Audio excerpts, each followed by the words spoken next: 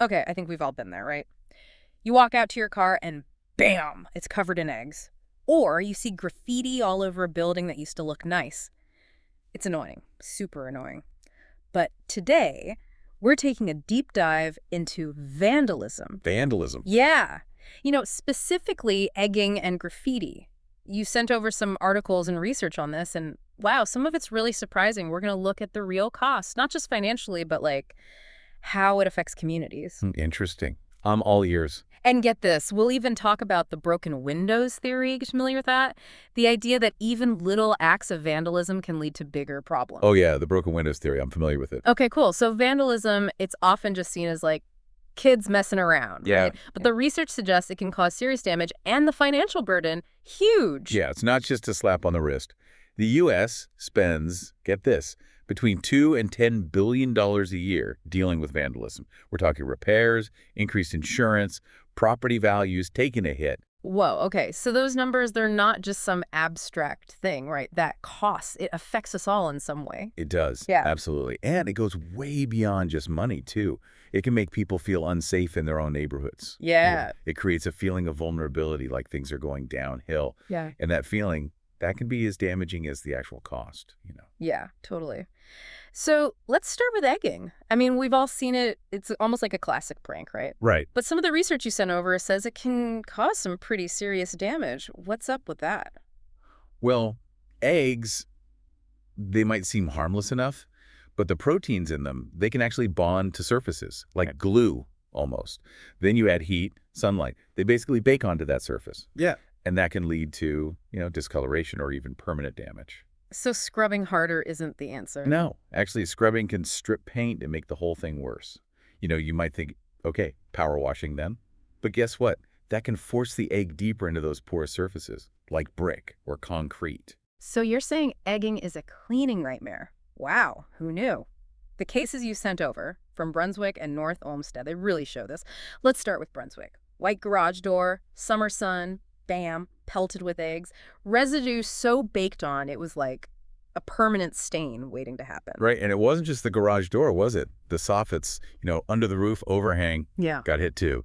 And getting egg off that, that's tricky. It's all textured and porous. Yeah. And this wasn't just random egging either, right? This was like retaliation. Teenage boys after being rejected by the homeowner's daughter. Yeah, you see that sometimes. It really shows how, emotions are behind some of these acts. And those emotions, unfortunately, they can cause lasting damage. It's true. Good news is professional cleaners were able to remove that egg residue. They had to use special techniques, eco-friendly solutions, all that. Right, that's a good point. While we don't, condone these acts, at least there are people who can help restore those properties. Yeah. And hopefully, bring some peace of mind back to the people targeted. For sure. Okay, now North Olmsted. This house, siding, painted pillars, even a bay window. You know, those rounded ones that stick out, all hit with eggs. Talk about a variety of surfaces. Yeah, in each one, it needs a different approach. Siding, discoloration, Yeah. pillars. If you use harsh cleaners, you risk stripping the paint. Yeah. And a bay window.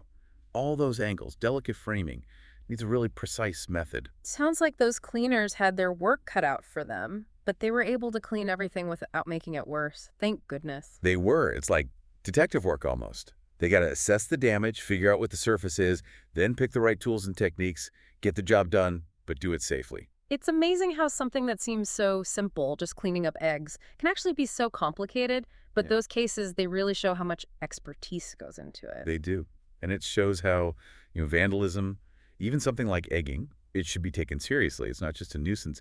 It causes real damage, real costs. Yeah, not a joke. Definitely not. So egging, way messier than you'd think, right? Definitely. But let's move on to graffiti now. It's more than just an eyesore. Like, it really impacts a community. It really does. And it can make people feel, less safe. And one theory that explains this is the broken windows theory. We talked about it earlier, remember? Oh, yeah, yeah.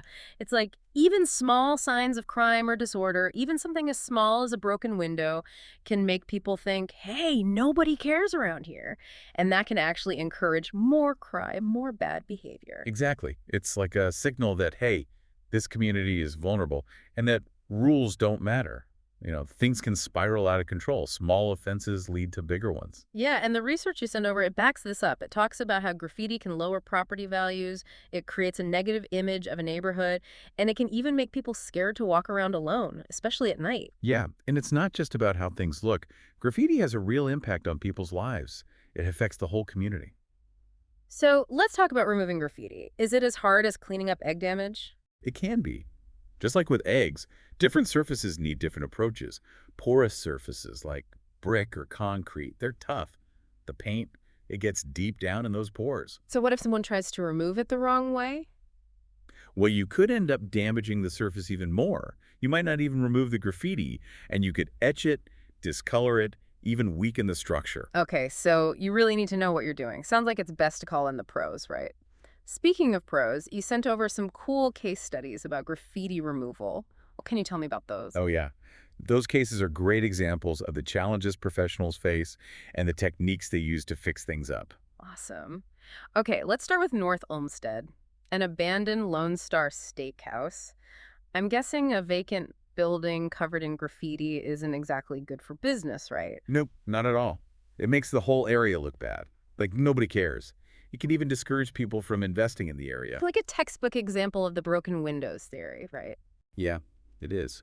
But in this case, the community decided to fight back. They called in professional cleaners, and they were able to get rid of all that graffiti on the brick. And they did it without damaging the building. Wow, that's great. So they took something negative and made it positive. Exactly. It showed that people cared. They showed that the area was worth saving. What about the next case? Okay, so this one's in Ilaria. A Target store. Imagine that. Hit with graffiti. Think about what that does to a brand's image if they don't clean it up. Oh man, a total PR nightmare. Customers would think it's unsafe or that the store's neglected. It's crazy how much impact something like graffiti can have. Yeah, it's wild. But Target was smart. They acted quickly and got it cleaned up right away. The pros use something called soft washing. Basically, low-pressure water and special cleaning solutions. It removes the graffiti without hurting the surface. So they saved the building and Target's reputation. Smart move. Totally. It shows how important it is to have the right tools and techniques for the job. Okay, so we've seen how cleaning up graffiti can save a business district and protect a brand's image. What else you got? Okay, last one. Lakewood. Multiple businesses got hit. A pharmacy, a storefront, and a clinic. And this case shows how important it is to be adaptable, because each surface needs a different solution. Painted walls, glass, brick, they all need something different. Like a cleaning puzzle. Exactly. Hmm. And by getting rid of the graffiti on all those different surfaces, they didn't just make those businesses look good again, they helped the whole community feel safer and prouder. It's like those before and after pictures. You can see the difference, the after picture, it just feels more positive and welcoming. It's amazing how much of an impact a good cleaning can have. It's like saying, we're not going to let vandalism win. It shows that the community is united. Absolutely. And these cases really show that removing graffiti is about more than just looks. It's about fixing a symptom of a bigger problem. It's about taking action to create a better community. So let's zoom out a bit. What have we learned today? We've seen the real cost of vandalism, the money part, but also the impact it has on people. We've talked about how hard it can be to clean up and how important it is to have the right knowledge and skills. And don't forget about the ripple effect. Even little acts of vandalism can make things worse. The broken windows theory, remember? It explains how those little things can lead to bigger problems. It really makes you think, doesn't it? A broken window, a graffiti-covered wall, it all sends a message. It says that nobody cares, and that can be a slippery slope. Makes you wonder, though, is there a way to, turn things around? You mean, instead of focusing on the bad stuff, what if we focused on things that make people feel good about their community? Exactly. Like, what if we had more, murals, community gardens, nice parks, places where people actually want to hang out? Interesting. It's like a positive spin on that broken windows theory, right? Instead of brokenness, you have beauty. Instead of apathy, you have action. I like that. So instead of just reacting to vandalism, maybe we can prevent it by creating a culture of, care and respect for shared spaces. Yeah, and that could be something as simple as encouraging people to report vandalism when they see it, or supporting businesses that help clean up and restore those areas. Something else I was thinking about, those professional cleaners we talked about, they're not just removing graffiti or egg stains. They're actually, restoring a sense of pride, a sense of safety. That's a good point. They're kind of like unsung heroes Yeah. fighting vandalism in their own way. And their work shows us that even small acts can have a big impact. So, to anyone listening out there, if you're dealing with vandalism, it's not hopeless. You have options. There are professional cleaners, community initiatives, all sorts of things. And you can do your part too, Yeah. Pick up some litter, report a broken streetlight, compliment your neighbor on their nice yard. These little things might not seem like much, but they all add up. Yeah, they show that we care about where we live. And who knows, maybe that's the key to stopping vandalism in the first place. It's definitely a step in the right direction. If we all do our part to make our communities better, vandalism might become less of a problem. Well said. I think that's a great place to wrap up our deep dive into vandalism. You sent us some amazing stuff, and this has been a really eye-opening conversation. It has. It's been great talking with you about all this. So until next time, remember, even the smallest acts of care can make a difference. Let's all do our part to create communities where vandalism is the exception, not the rule.